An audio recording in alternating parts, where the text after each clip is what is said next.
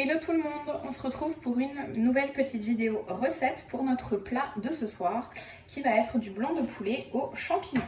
Alors pour cela je vais utiliser un nouveau produit que je n'ai jamais encore présenté en vidéo, c'est notre Micro 3. Donc c'est un produit, j'ai fait une autre vidéo de présentation vraiment du produit pour que vous voyez comment il se compose. Donc c'est un produit qui est doté de plusieurs parties, ces deux premières, plus celle-ci, donc qui est le couvercle, mais qui sert aussi de plat. Donc ça se superpose et le but c'est de faire une cuisson au micro-ondes combinée. Donc on va pouvoir faire notre viande, nos légumes, notre féculent et en même temps le dessert au-dessus si on a envie d'un dessert. Voilà, c'est vraiment un produit multifonction qui va vous permettre de gagner du temps en cuisine puisque vous aurez juste à préparer donc tous les ingrédients quand même, hein, ça se fait pas tout seul malheureusement.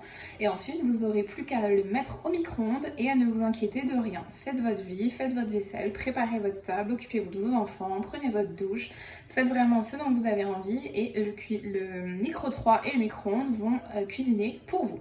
Alors pour cette recette, donc je vais la faire avec vous, j'ai juste pris un tout petit peu d'avance sur les champignons histoire que la vidéo ne soit pas trop longue.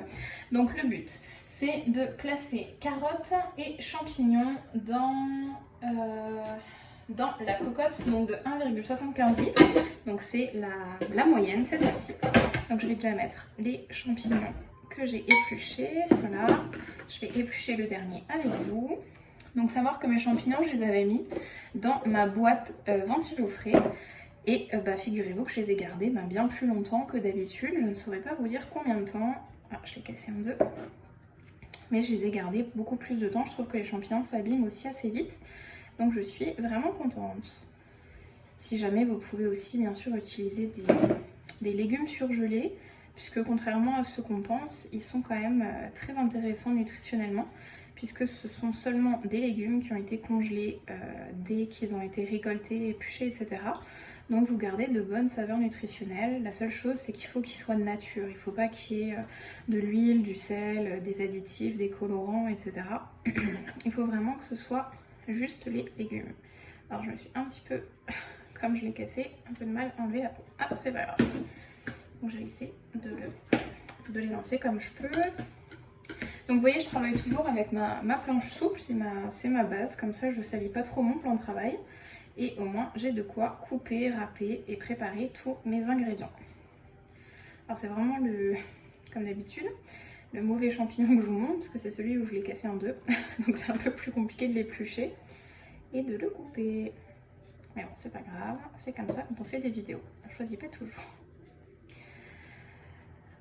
Hop, je vais essayer de l'enlever au couteau. Je suis en train de faire un massacre. C'est pas grave. Hop. Donc ça y est pour mon champignon.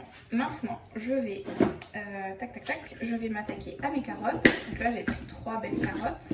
Vous pouvez donc ajouter des carottes ou bien d'autres légumes dans votre recette. Moi, j'avais envie de les ajouter, même si je sais que mon chéri n'est pas fan. Je suis en train de chercher des olives. Je vais également ajouter des olives vertes. Moi, j'adore ça. Tac, donc je vais prendre mon éplucheur horizontal 2 en 1 pour éplucher mes carottes. Et ensuite, je vais me servir de ma mandoline, la Mando Junior, pour en faire des rondelles. Ça ira beaucoup plus vite qu'au couteau, vous allez voir. Je vais peut-être en faire que 2, parce que là 3 ça me paraît beaucoup. Je vais voir.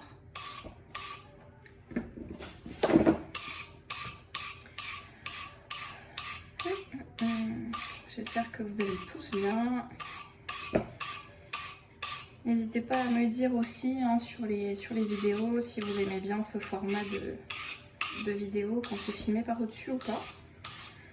Ou si vous préférez l'autre format un peu plus de côté. On voit un peu moins les aliments, mais enfin, c'est un peu, l'angle est différent. Donc n'hésitez pas à me le dire. Alors je vais couper ma carotte en 3. Et celle-ci également. Je vais bousculer un peu mon plan de travail.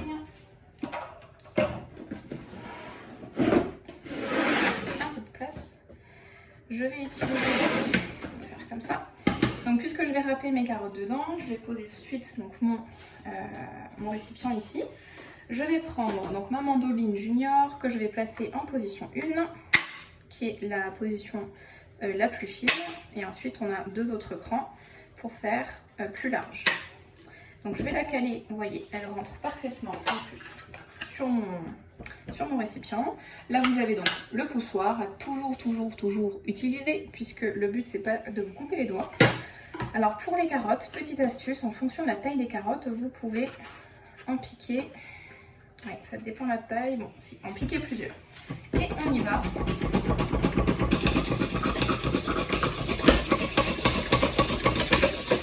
Vous voyez, on gagne du temps, c'est hyper rapide, il ne me reste rien du tout et mes carottes sont râpées, c'est parfait.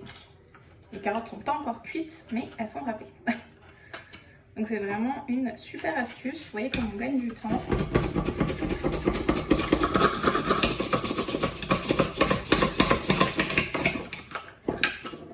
Si vous en avez une ou deux qui sautent, c'est pas grave.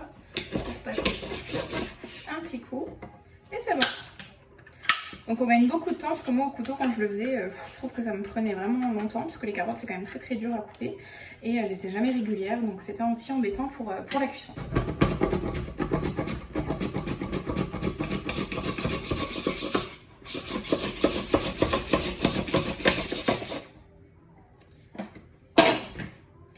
Et voilà le résultat, donc vous voyez je vais faire que 2 carottes, ça va suffire largement.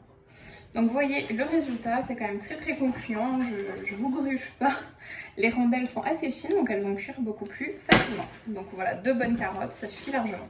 Je vais vous donner pendant qu'on y est une petite astuce pour votre mandoline puisque nos mandolines donc, sont blanches et vous voyez donc ici qu'il y a pas mal de carotène qui s'est mise dessus. Donc l'astuce pour l'enlever avant de la laver, déjà vous allez placer votre mandoline en position verrouillage, donc il y a un petit cadenas ici, comme ça vous ne vous couperez pas. Donc c'est de prendre du sopalin et de l'huile pour passer un petit coup avant dessus pour enlever en fait le surplus de carotène. Voilà, en 2 secondes avant de la laver et tout de suite après, comme ça vous n'aurez pas de mauvaise surprise.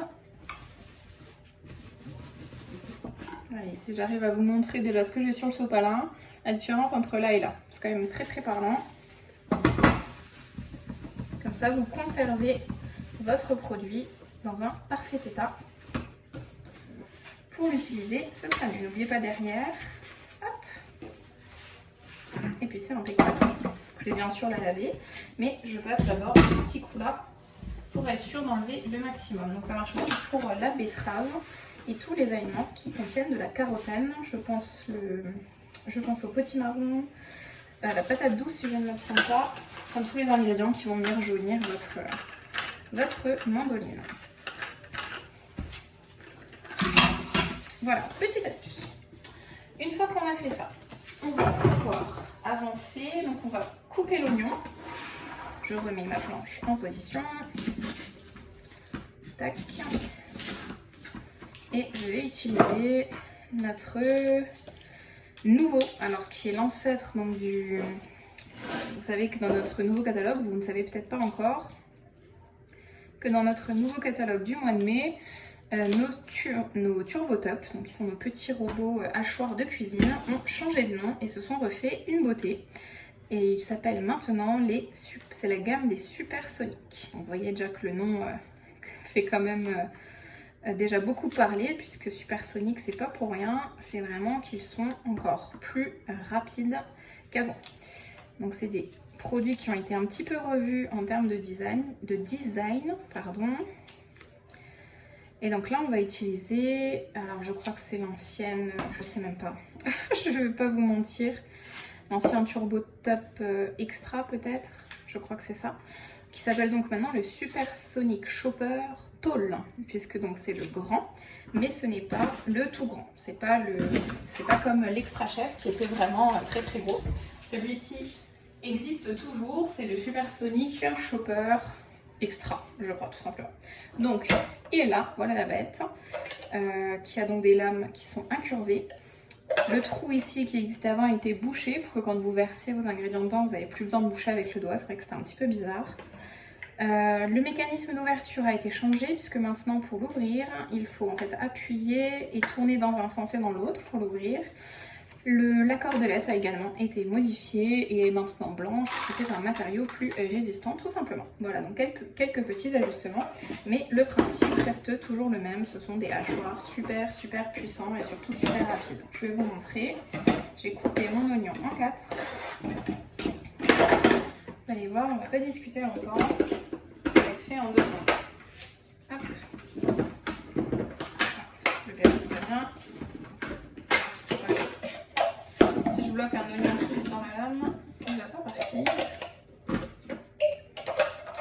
Ça arrive des fois, hein, quand vous mettez tout de suite un aliment au niveau de la lame, il ne prend pas tout de suite. Donc soit vous sautez un coup, soit vous sortez tout, mais il n'y a pas de souci. Donc on met toujours la main dessus et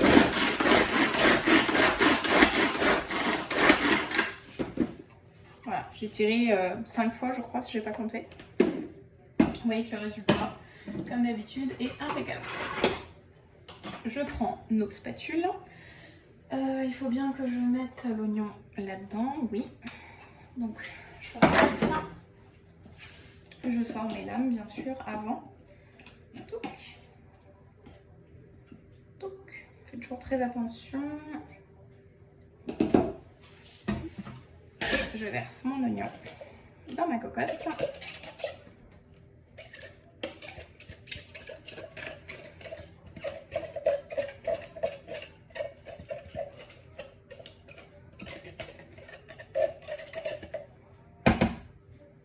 Évite de taper dessus. Je vais prendre la petite fine. J'aime bien prendre les deux, vous voyez, comme ça. Je vais peut-être prendre la plus petite. Voilà, donc je vais racler mon super Sonic Chopper Tool. Si vous n'arrivez pas à retenir le nom, c'est pas grave. Voilà, impeccable.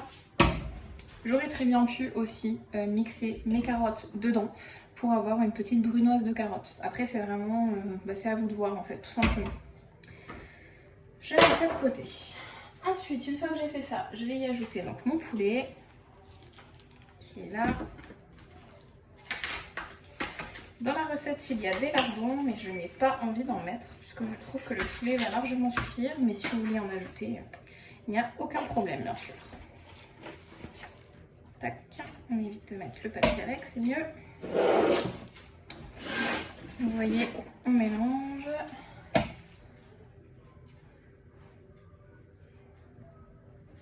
Ensuite, je vais prendre mon shaker, 350 ml, donc ça va être le grand. Enfin, c'est le moyen, mais moi je vais prendre le grand. Je vais aussi y ajouter mes olives tout de suite.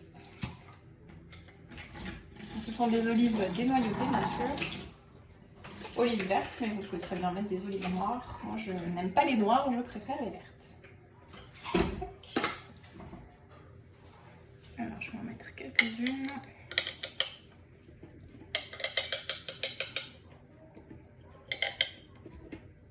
Voilà, à peu près la moitié du pot. Donc, dans mon shaker, je vais verser. Je vais mettre 50 ml d'eau.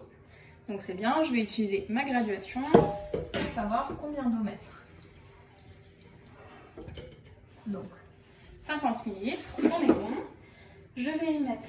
Ah, j'ai oublié de mettre le thym dans la cocotte. Le thym, il est là. Vous savez quoi, je vais le mettre ici, ce sera plus simple. Alors du thym, ils disent pas combien. Je vais verser... Bon là, je fais un peu à l'œil. Je sais pas si vous êtes comme moi ou pas, si improvisation. Donc ça c'est bon, je vais mettre maintenant donc, du sel et du poivre bien sûr. Toujours assaisonner un petit peu. Du sel. Du poivre, tac. Ensuite, je vais mettre de la maïzena, il va m'en falloir 30 grammes. Ce qui équivaut environ à 60 ml. Donc je vais prendre ma cuillère doseuse de 50. Tac. Et je vais y ajouter 2 x 5. 1, et 2. Ensuite, il me faudra du vin blanc, il m'en faudra 30 ml. Donc j'ai déjà un vin blanc d'ouvert. Je vais prendre ma cuillère doseuse de 25 que je vais donc remplir. Hop, j'ai mis un peu plus, c'est pas grave. Et je vais rajouter également 5. Donc, parfait. Et pour finir, de la crème liquide 50 ml.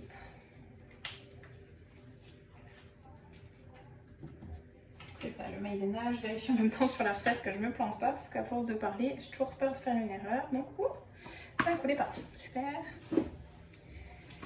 Donc, 50 ml. Je vais remplir ma cuillère.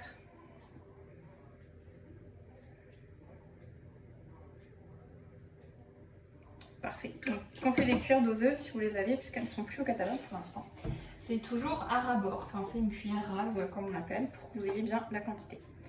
Hop, donc là, on a tout. Je répare mes cochonneries. Je viens de voir que j'ai mis du poivre partout, c'est pas grave. Je vais fermer mon shaker. Je mets mon petit, je sais pas comment ça s'appelle d'ailleurs, la petite membrane, la petite partie. Je vais ouvrir mon shaker pour éviter que ça me fasse une bulle d'air. Je vais le fermer et ensuite je le ferme. Et je secoue toujours vers le bas et toujours le doigt dessus au cas où. Allez, on secoue bien.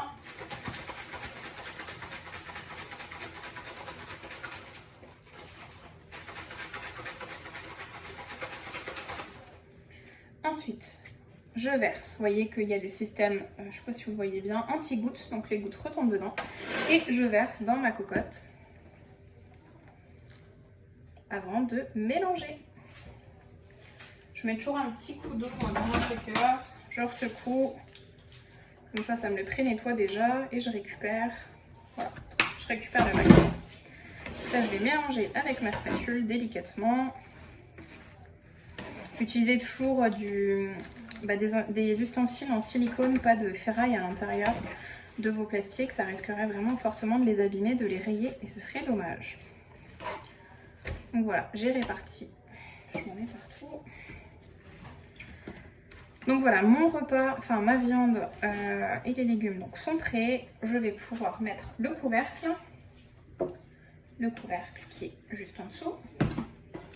Et ce que je vais faire pour faire une cuisson combinée, c'est qu'en dessous, dans ma grande cocotte, je vais mettre, alors non pas du riz pour accompagner, parce qu'on a envie de changer, je vais mettre des perles de blé. Alors je fais pas de pub pour Tipiak, mais on en trouve entre guillemets que chez eux. Donc là, ce que je vais faire, je vais, alors 2 secondes, je change juste de page, voilà. Je vais mettre donc mon blé avec combien d'eau? Avec un demi-litre d'eau, donc pour un sachet. C'est un sachet.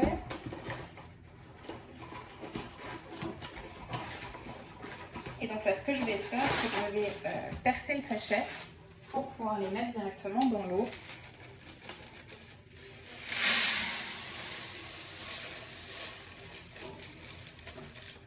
Tac.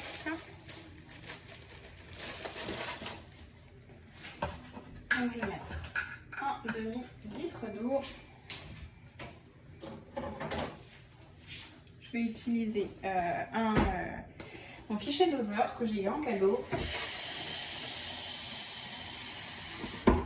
Voilà, pour verser mes 500 millilitres d'eau. Tac. Et ben voilà, rien de plus. Je vais mettre donc. Je vais superposer mes cocottes. Alors comme le temps de cuisson va être légèrement différent, pour le poulet on aura 25 minutes. Pour les perles, comme le temps de cuisson est normalement de 6-7 minutes, et que dans le livre, donc pour un temps de cuisson de 10 minutes, on nous donne également, on nous donne 12 minutes à peu près. Donc je vais d'abord faire cuire mon poulet pendant à peu près 15 minutes. Je pense, et je vais ensuite mettre mes perles de blé après, parce que sinon mes perles vont très clairement surcuire. Donc je vais faire ça en 2 temps, mais il n'y a pas de souci, je vais surveiller quand même un tout petit peu, comme Comme c'est la première fois, des fois qu'on teste des recettes, vaut mieux quand même surveiller un peu. Donc je vais faire comme ça et je vous montrerai le résultat pour vous dire où est-ce qu'on en est. À tout à l'heure. Alors je vais vous montrer déjà le poulet qui est cuit. Alors j'ai relancé 2-3 fois en termes de cuisson, puisqu'après avoir mélangé, c'était toujours pas bon. Donc j'ai relancé 5 minutes par 5 minutes, donc j'ai dû mettre à peu près 10 minutes en plus. Comme j'ai rajouté les perles un petit peu après, donc là je viens de relancer les perles qui ne sont pas encore cuites. Donc je vais mettre ça de côté et je vais attendre que les perles soient cuites. J'avais remis un petit peu d'eau, je teste un petit peu. Donc là j'attends, j'ai augmenté la puissance, je me suis mise à 750 watts au lieu de 600.